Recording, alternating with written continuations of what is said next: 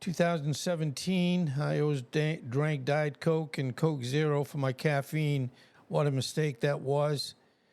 Now, my wife talked me into trying one of her cups of coffee, and boy, I said, I certainly have missed the boat for all these years of drinking Diet Coke and Coke Zero.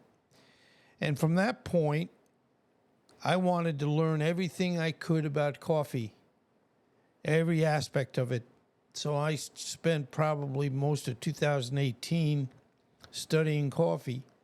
Started my own coffee roasting business over in Davie, Florida. And even though I was in the generator business, this was an opportunity to look to the future. Now, today, we're going to talk all about the two main types of beans. And later on in another presentation, I'll go into, other aspects of different types of beans.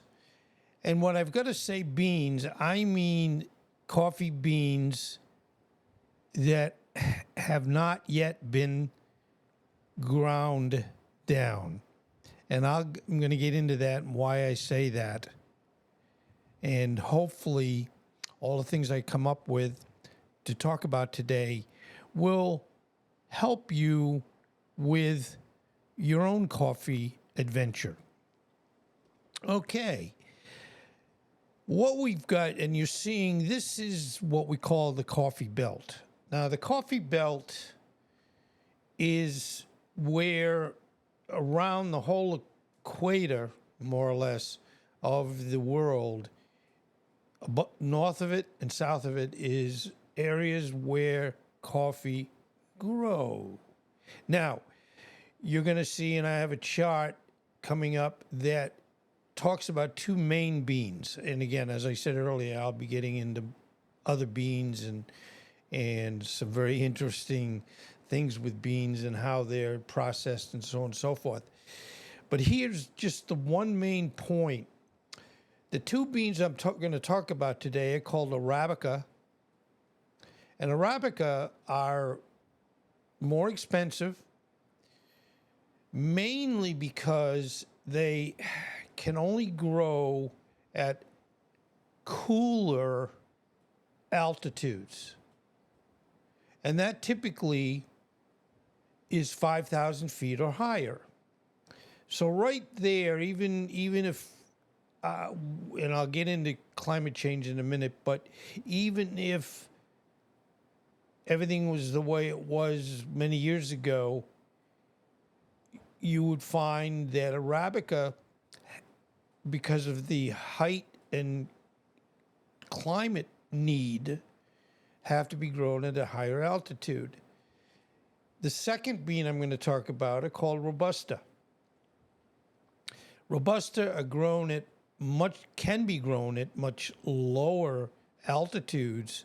So the point of where Robusta beans can be predominant, because again, of the coffee belt, a lot of the coffee belt is below 5,000 square feet. Now, one other aspect of the issue is that the climate change, and I don't think we all have to debate climate change. I know that you hear things where people say, no, it's imagination.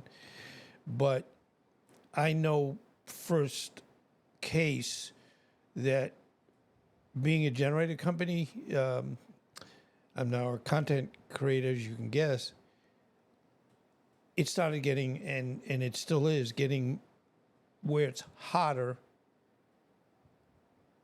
in Florida, South Florida. And every summer, we haven't got the statistic for this summer yet because we're not done, but every summer since 2014 every summer has been hotter. So I had trouble, I'm 75 now, I'm 76. I had trouble starting at about 67 when I just really had trouble dealing with the heat. So I know firsthand that the climate issues are going up, and unfortunately, it's negatively affecting our coffee availability. Now, one side note related to, and we shouldn't even have to be worrying about this because coffee is expensive enough, but with the tariff issues, it could have where we will be paying more for coffee being imported into the United States or not. Some of it can be maybe where they carve it out as being where they don't raise the or put a tariff on it, but we just don't know that. So that's why, in a sense, what I'm going to go through today, it's so important to buy coffee right and to grind it right, store it, and brew it. And that's what we're going to go today. So, yeah, there's the coffee belt. Yeah, we're losing some Arabica territory due to heat, kind of creeping up, you might say. The world's two most popular coffees, kind of just said this, was Arabica and Robusta. They thrive at distinctly different altitudes, a factor that significantly shapes their flavor profiles, resilience, and economic value. Now, Arabica, I don't think I've ever had Robusta. Now, Robusta is mainly used for instant coffee and other aspects of where it's not as critical to say, you know, you want the best beans with Arabica versus Robusta. You know, and again, in some cases you'd say, well, you know, I buy my instant coffee, you don't want that price to go up. So you're hoping that what they use to make, instant coffee with are cheaper beans, et cetera, and that's Robusta. Now, here's a chart, and, you know, you can pause that, take a picture of it.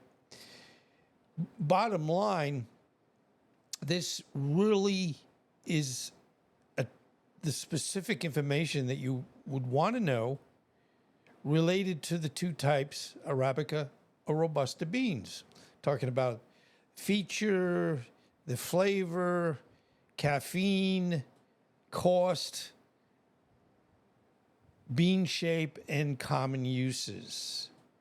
And you'll see on, just to give you the example of why Robusta are not as good of beans, they use them for espresso blends for crema, which crema is the, top where you see like an orange foam. They use them for instant coffee and as a filler. Now, you know darn well you're going to pay less when something within your beans, if they said, okay, it's going to be a blend. And that's where you have to, to be honest with you, you have to really watch out for blends, because blends means it's got more than just one coffee. We call, and what we try to do on the Arabica side, we try to do what we do called single origin. That means these are beans that are from a different country or all different countries. And, you can pick up on the Arabica side a distinct where you'd say, oh, this is Ethiopian, this is Vietnamese, et cetera, et cetera.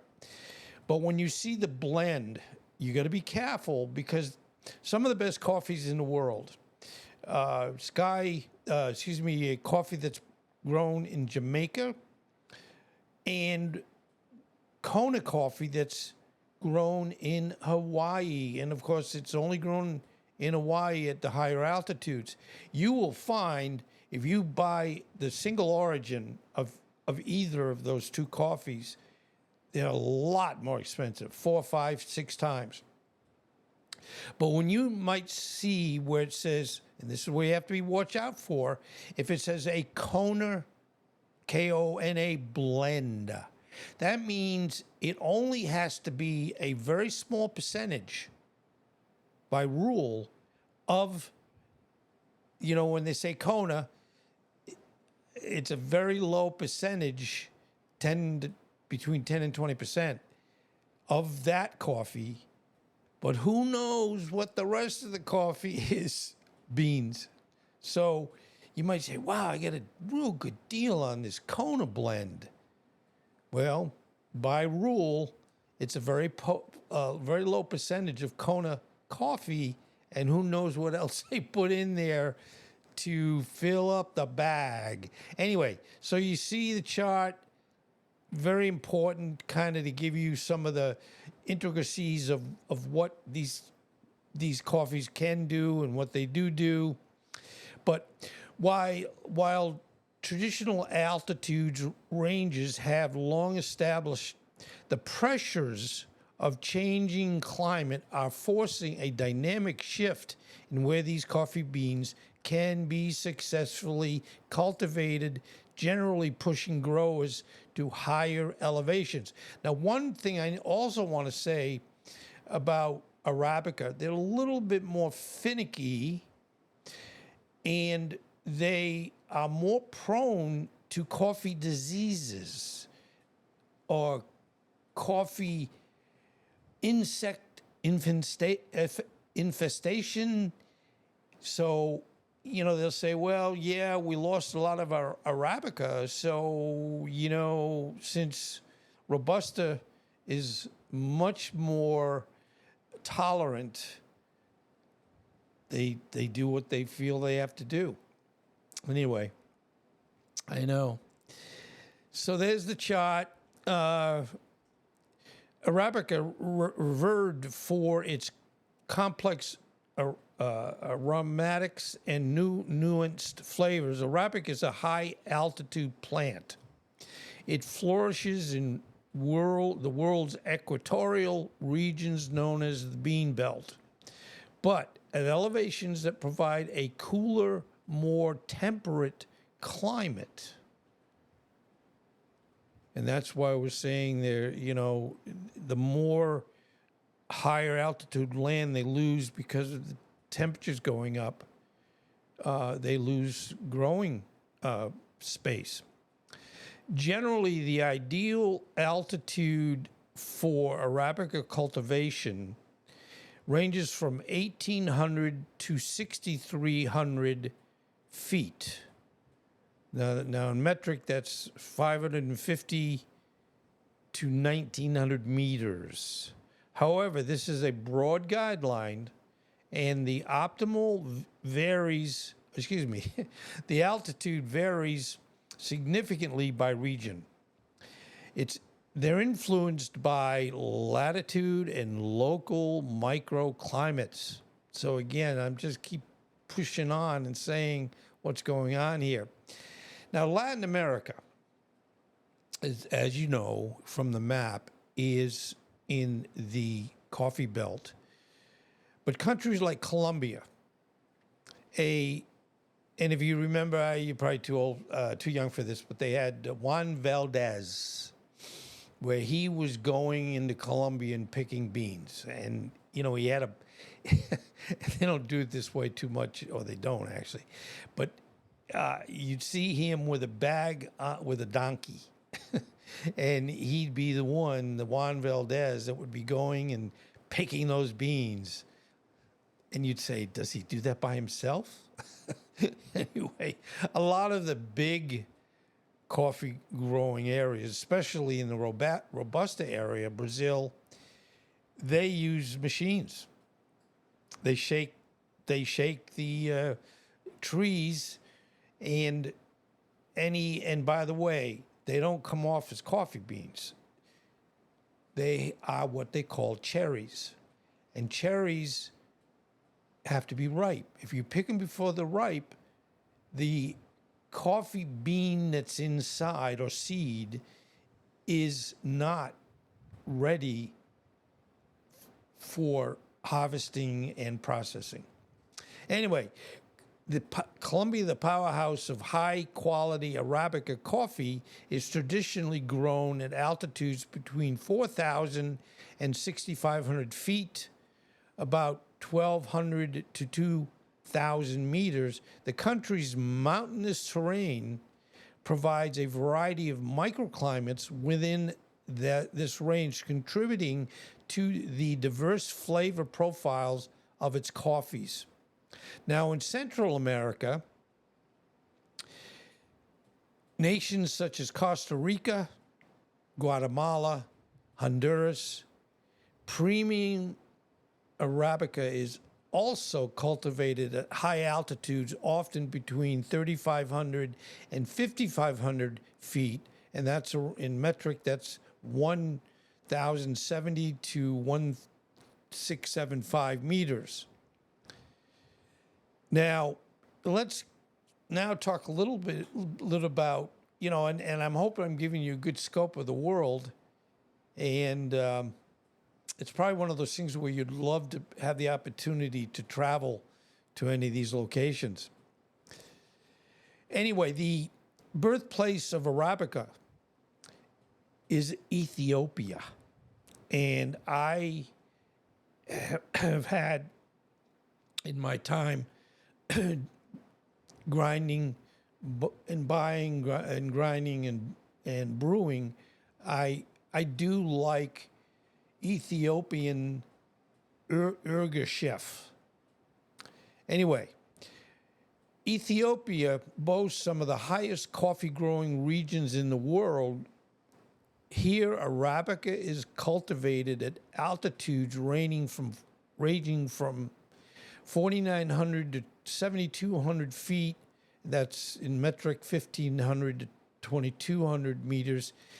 These extreme altitudes contribute to the uniquely floral and fruity notes characteristic of Ethiopian coffees. Now, I got to be honest, when you buy coffee, especially the Arabica, it will say, tastes like chocolate, that. I got to be honest, I can never really tell because, one, I don't drink black coffee. And if you want to pick up some of the nuances of the particular coffee, you got to kind of drink it black, and you've got to make sure you grind it correctly, and we're going to get into that, and to brew it correctly. So it's really easy. I know they say on the bag of coffee that it's this, and it tastes like that, tastes like that, tastes like that. It's hard to say because there's so many variables. Now, talking about Asia, in Asian coffee producing countries like Indonesia, particularly on islands such as Sumatra and Java, Arabica is typically grown at altitudes between 3,000 feet and 5,000 feet. That's about 900 to 1,500 meters. Now, let's talk about Robusta. Robusta is, the scientific name is Coffea canephora. Again, you won't be tested on any of this, but as its name suggests, Robusta is a more resilient and hardy species capable of withstanding warmer temperatures and harsher conditions than Arabica. This is reflected in its preference for lower altitudes. So hopefully it doesn't get where our climate gets to a point where either A, they can't grow very much Arabica, or even less so that the prices go up. So the optimal altitude range for Robusta is generally between sea level and 2,600 feet, approximately 0 to 800 meters for metric. Now, Southwest Asia, Vietnam, the world's leading producer of Robusta, cultivates its coffee primarily in central highlands as altitudes range from 1,600 to 3,300 feet. That's 500 to 1,000 meters. While this overlaps with lower end of the Arabica range, the warmer temperatures in these regions are ideal for Robusta. And also, where I mentioned that Arabica is more sensitive to, the temperature issue and so on and so forth, and diseases that hit the coffee plant. And a lot of times, if it's bad enough, the poor coffee grower has to destroy the trees and replant them. Now that like sounds like, well, yeah, you take the plant down, put a new one in. No, I mean, when they have to do that, it's expensive, and it takes a while for that plant, tree, bush to grow to where it's producing coffee again. So really, really pretty creepy. Now, let's talk about Africa. In African nations that are significant Robusta producers, such as Uganda, cultivation also occurs at lower elevations, typically below 4,000 feet, which is 1,200 meters. Now, I'm obviously this is a trip around the world. South America, in Brazil, they are a massive producer, a major producer of both Arabica and Robusta.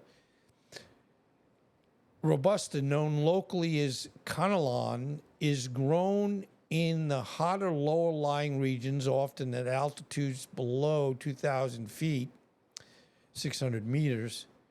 The upward creep climate changes influence a critical factor shaping the current and future altitudes of coffee cultivation. It's climate change. Rising global temperatures are rendering many traditional coffee growing areas unsuitable, particularly for more sensitive Arabica beans. As a result, farmers are increasingly being forced to seek out higher, cooler elevations to maintain viable coffee production. Now, these plantations, it isn't where they say, well, we're right next to a very tall mountain. Well, it doesn't necessarily mean that they have the right or the ownership of that new land area to say, well, we're just, going to go up higher up on that mountain and we're just going to grow coffee. It really, either A, they can't do it, or B, they have to come up with some maybe money sharing opportunity or rental. And the one thing on the point with coffee farmers, in the money aspect, even though they're the ones that do all the planting, all the, harvesting, all the processing of the coffee, they're the least paid, which makes no sense. It's not fair, but it's just the way it is. And they get into things like fair trade or free trade to try to make it where these coffee farmers get at least proper money to make sure they're viable and can handle it. Anyway, so they get into this where the altitude is not what they need to do. So that a lot of times the livelihoods of farmers gets established in lower altitude regions. The need to adapt to these changing conditions is a pressing issue for global coffee industry, with growing focus on developing more climate resilient coffee varieties and sustainable farmer practices.